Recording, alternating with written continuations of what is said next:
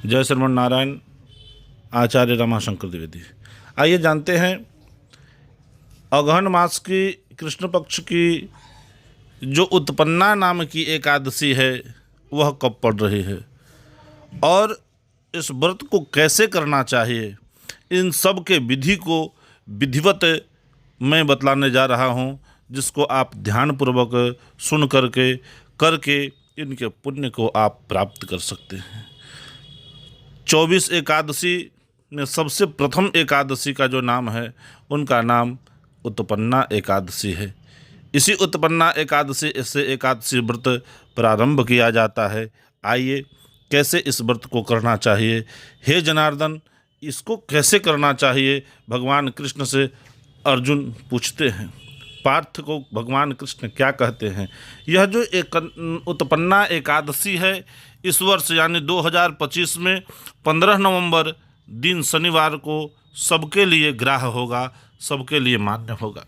यह व्रत जो है 10वीं तिथि के दिन ही नक्त उपवास का विधान है। उपवास नक्त यानी 4 बजे शाम तक भोजन कर लेना चाहिए। 4 बजे के बाद भोजन नहीं करना चाहिए।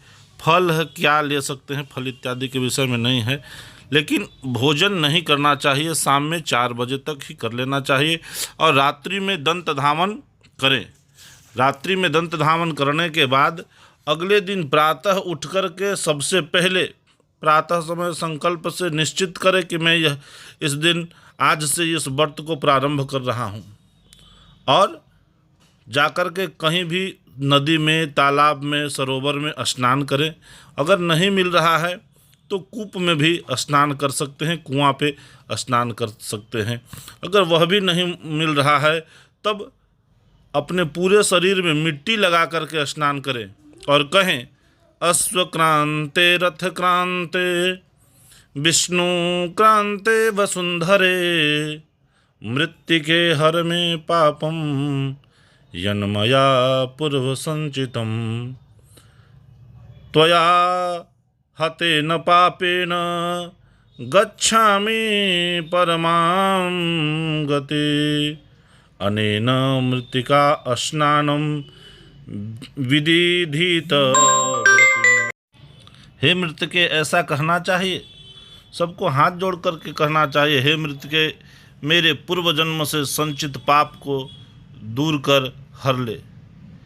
तुम्हारे द्वारा हरण किए गए पापों से मैं परम गति को प्राप्त कर जाऊंगा।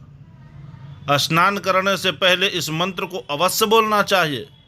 मनुष्य को मिट्टी लगा करके उस दिन स्नान अवश्य करना चाहिए। इस बात पर जरूर ध्यान देना चाहिए।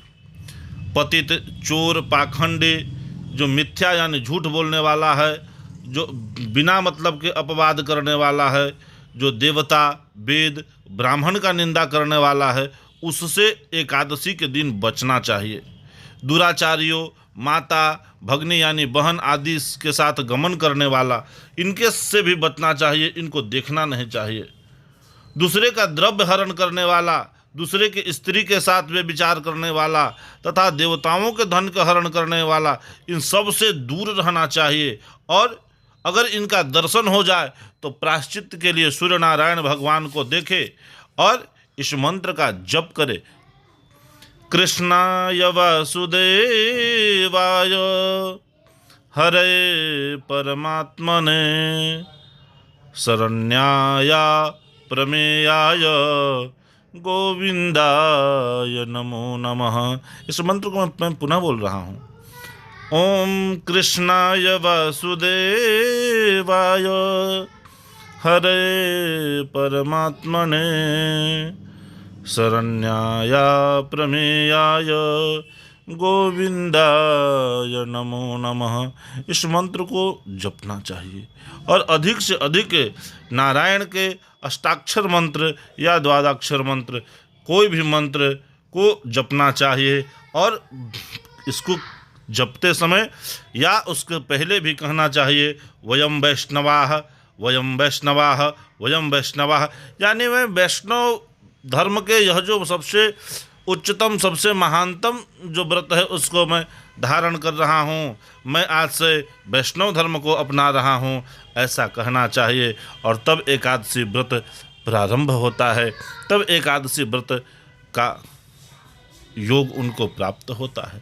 ऐसा कह करके उस दिन दिन भर भगवान के मंत्र का जप करे, नहीं तो दिन भर कीर्तन सुने, दिन में न सोए, और संभव हो तो रात में भी न सोए, रात में भी भगवान के कीर्तन को करता रहे।